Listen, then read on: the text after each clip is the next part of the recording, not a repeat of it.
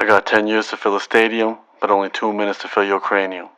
Humble the poet, signing in. I was wrong about Trump. This isn't even clickbait. I was actually wrong. This guy came in with everything stacked against him and pulled off one of the biggest upsets in US election history. But even more bizarre is that I'm admitting I'm wrong. Every one of my exes is in shock right now. I mean, if Lily was here right now, she'd shoot me, assuming I was an imposter. Because everybody knows Humble's a stubborn guy and he doesn't like to admit when he's wrong. But this time, without excuses, without footnotes, without any buts, I was wrong. And I want to admit that I was wrong because I want to learn from it. Because nothing constructive is going to come from sitting around and being miserable or being stubborn about this. One of the big takeaways for me from this experience is the fact that I don't have a crystal ball. And neither does anybody else. And if you're celebrating this victory and feeling that America is going to be great once again, or if you're mourning the loss and think this is going to be the beginning of the end, you're both equally right and wrong. We're going to have to let things play out. We've all been in situations in our lives where we got exactly what we wanted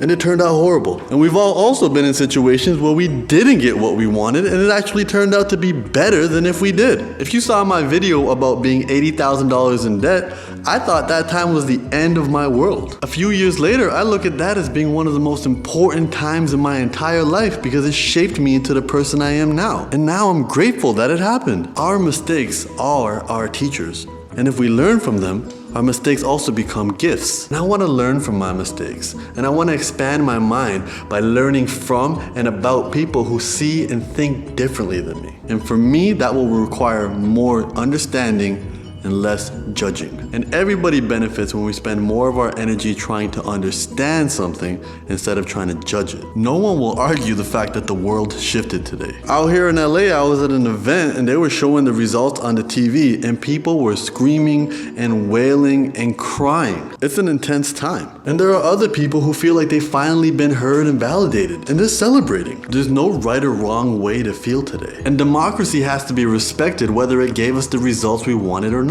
The same way free speech needs to be respected, even if it's exercised to say things we don't agree with. This experience is teaching me to look at the world with an even broader lens. And as I see social media flooded with uninformed opinions, 2020 hindsight, and a bunch of shoulda, woulda, couldas, I just want to find and create silver linings from this. Less than 100 years ago, females were not allowed to vote in these elections. And today a female won the popular vote for the leader of the free world. And although that's not how the system works to make her president, it's still a historical moment that needs to be recognized and celebrated. And I want all my mothers, daughters, sisters, nieces, homies, and future ex-girlfriends to find inspiration and motivation in that and keep the momentum going. That still is an amazing accomplishment. And part of the outcome is an indication that there still is resistance towards the idea of having a woman running the free world and that the glass ceiling still exists. But ladies, your power is unmatched and you do have the power to keep smashing through it. So work it, girl. And now it can be Michelle Obama in 2020.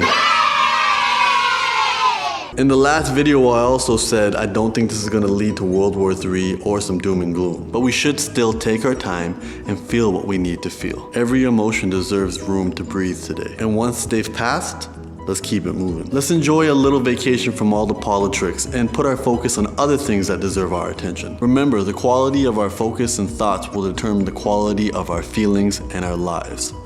So choose wisely. So if we keep thinking doom and gloom, we're gonna manifest that for ourselves. And yes, this may easily be the most impactful moment in history for all of our lives. In Sikh heritage, we have a philosophy called Tiyar bar Tiyar, meaning always be prepared. A lot of people were jerked up out of their comfort zones with these new developments. That's giving us an opportunity to grow. And if we approach this new era with an open mind and a broader view on life, we will be better prepared to deal with whatever challenges come our way. Love. Thank you so much for watching. As always, please comment, rate, and subscribe. Do check out my last video here and do make sure you subscribe right here. Please share this with people that you care about and people that you don't and everybody in between. Got so much more stuff to come. Much love.